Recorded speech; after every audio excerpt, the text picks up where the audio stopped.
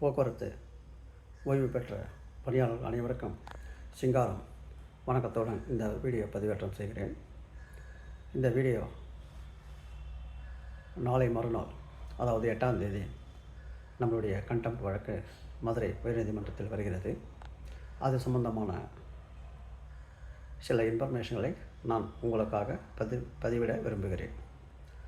அதாவது போன ஹியரிங்லேயே உங்களுக்கு தெரியும், திரு இம்ரான் அவர்கள் ஒரு உயர்வு வேண்டும் என்பதை வலியுறுத்தி அதன் அடிப்படையில் ஒரு 5 கோடி பெற்று இந்த உயர்வு நேற்று அனைவருக்கும் வழங்கப்பட்டு விட்டது. இதுவரை ஒரு மாதத்துக்கு 75 கோடி ஏற்ற வேண்டும், டிஏ உயர்வு கொடுக்க வேண்டும். அதில் நாம் 3 தவணைகளாக 15 கோடி, 30 கோடி மற்றும் 5 கோடி பெற்றுவிட்டோம். இதில் குறிப்பிடத்தக்க அம்சம் என்னவென்றால், திரும்ப சொல்வது, நாம் பல்வேறு அப்பீல்களையும் பல்வேறு எஸ்எல்பி, அதாவது சுப்ரீம் கோர்ட் வழக்கு, கிட்டத்தட்ட 3 உயர்நீதிமன்ற அப்பீல்கள், 3 உச்சநீதிமன்ற அப்பீல்களை வென்றதின் அடிப்படையில் அரசு ஃபைனான்ஸ் டிபார்ட்மெண்ட் உச்சநீதிமன்றத்தில் எஸ்எல்பி ஃபைல் செய்தார்கள். அவை நம் திறமையுடன் கையாண்டு வெற்றி பெற்றதால் இந்த உயர்வு கிடைக்கிறது என்பதை அனைவருக்கும் திரும்ப கூறுவதன் நோக்கம் அனைவரும் புரிந்து கொள்ள வேண்டும் என்பதற்காக தான், மற்ற எந்த உள்நோக்கமும் இல்லை. ஆகவே அந்த தீர்ப்பு, நாம் பெற்ற பணியாளர்களுக்கு இணையான அகவிலைப்படி உயர்வு வேண்டும் என்பது தீர்ப்பு ஒரு உறுதிப்படுத்தப்பட்ட தீர்ப்பு. அதாவது ஆல்ரெடி அட்டைன்ட் ஃபைனாலிட்டின்னு சொல்லுவாங்க. அந்த தீர்ப்பு இறுதிப்படுத்தப்பட்டு விட்டது. அந்த தீர்ப்பை அமுல்படுத்துவது உயர்நீதிமன்றத்தின் கடமையாகும். அதை ஒழுங்கான முறையில் ஃபாலோ பண்ண வேண்டியது நமக்கும் மிகுந்த பொறுப்பு உள்ளது. அதன் அடிப்படையில் இப்போது அந்த உத்தரவு வழங்கிய மாண்புமிகு நீதிபதி திரு தண்டபாணி அவர்கள் மதுரை கோர்ட்டில் உள்ளார். அவர் இன்னும் இந்த மாதம் 31ஆம் தேதி வரை தான் அங்கே இருப்பார்.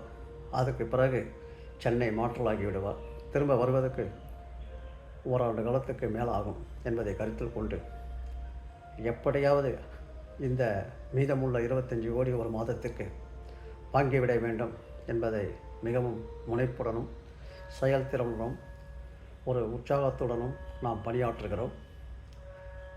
அதாவது அரியரை பற்றி பின்னாடி பேசிக்கொள்ளலாம். ஏனென்றால் அரசு அரியரை ஒரு செட்டில்மெண்ட்டுக்கு வருமாறு கேட்கிறது. நாம் செட்டில்மெண்ட்டுக்கெல்லாம் உடன்பாடு இல்லை. ஏற்கனவே கூறியுள்ளேன், மாற்றுச் சங்கங்களின் அந்த செட்டில்மெண்ட் நம்ம கட்டுப்படுத்தாது. ஏனென்றால் நம்மளுடைய வழக்கு பிரதான வழக்கு என்பதை பலமுறை கூறியுள்ளேன். உச்சநீதிமன்றம் வரை நாம் உறுதிப்படுத்தப்பட்ட தீர்ப்பு. மற்ற சங்கங்கள் நடத்துவது ஒரு 7-8 தனிநபர் வழக்கு. அவர்கள் வேணுமானால் செட்டில்மெண்ட் போட்டுக்கொள்ளட்டும். நாம் போட ஒத்துழைப்பு கொடுக்க மாட்டோம், ஒத்துக்கொள்ள மாட்டோம் என்பதை பதிவு செய்து அந்த மீதமுள்ள 25 கோடியை உடனடியாக வாங்க வேண்டும். ஏற்கனவே 3 மாத கால இடைவெளியில் பிப்ரவரி, மே அண்ட் ஆகஸ்டில் நாம் உயர்வு பெற்றோம். இப்போது அடுத்த மாதம் பேலன்ஸ் 25 கோடியை கொடுத்தே தீர வேண்டும் அரசு என்ற வாதத்தை, அதாவது அரசு ஏற்கனவே 2000 கோடி ஒதுக்கிவிட்டது என்பதை நான் பலமுறை கூறியிருந்தேன். அதாவது நம்மளுடைய கண்டெம்ட் பெட்டிஷன் 31/1/2025 அன்று நடைபெற்ற தீர்ப்பின்படி கண்டெம்ட் பெட்டிஷனில் அரசு பட்ஜெட்டில் உரிய நிதி ஒதுக்கி நாங்கள் கொடுத்து விடுகிறோம் என்ற ஒரு உத்தரவாதம் கொடுத்தார்கள். அது அந்த உத்தரவில் பதிவேற்றம் செய்யப்பட்டுள்ளது. அந்த உத்தரவின் அடிப்படையில் அரசு 2000 கோடி இந்த பட்ஜெட்டில் 2025-26 ஒதுக்கியுள்ளது.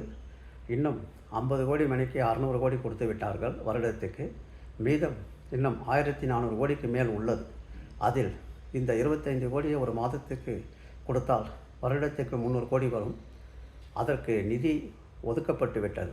ஆனால் ஏனோ தெரியவில்லை, நாம் அந்த வாதத்தை கூறும்போது நீதிபதி அவர்கள் அதில் கவனம் செலுத்த கொஞ்சம் தயங்குகிறார்கள். ஏனென்றால் அரசுக்கு உடனடியாக ஒரு பெரிய நிதி சுமையை கொடுக்க அவர்கள் விரும்பவில்லை.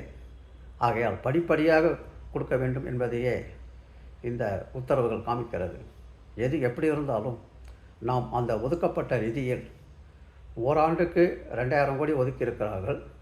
நாம் கிட்டத்தட்ட ஒரு ஆகஸ்ட் மாதம், இந்த மாதம் ஆகஸ்ட்டோட ஒரு 5 மாத காலம் நடப்பு நிதியாண்டில் சென்று விட்டது. கிட்டத்தட்ட அதில் 900 கோடி பெறுவதில் எந்த விதமான சிரமமும் நமக்கு இல்லை.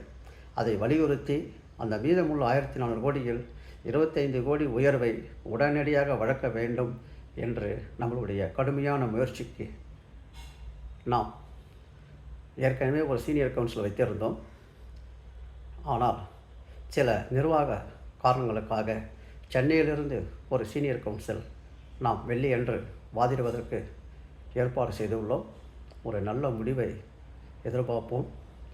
எவ்வாறு 5 கோடி இந்த மந்த்து உயர்வு ஏற்ற வேண்டும் என்ற ஒரு உத்தரவை 25/7/2025 அன்று மாண்புமிகு நீதியரசர் முன்பு வாங்கினோமோ அதே மாதிரி பெண்டிங் அரியர் பற்றி அப்புறம் பேசிக்கொள்ளலாம். அந்த மீதமுள்ள 25 கோடியை உடனடியாக கொடுக்க வேண்டும் என்ற ஒரு உத்தரவை மாண்புமிகு நீதியரசர் தண்டபாணி அவர்களிடம் பெறுவதே வெள்ளி என்று நடைபெறும் வழக்கின் நம்மளுடைய பிரதான நோக்கமாக இருக்கும் என்பதை கூறிக்கொண்டு நாம் அனைவரும் ஒன்றுபட்டு செயல்பட்டு எவ்வாறு வருடத்திற்கு 600 கோடி பெற்றோமோ அது முக்கியமல்ல, அரசிடமிருந்து நிதி பெற்று நம்ம டிஏ உயர்வு பெறுகிறோம். அதே மாதிரி மற்ற அனைத்து பலன்களையும் பெறுவதற்கு அனைவரும் கோவை பேரவையில் தயவு செய்து ஒன்றிணையுமாறு வேண்டிக்கொண்டு அன்புடன் முடிக்கிறேன். சிங்காரம். நன்றியுடன்.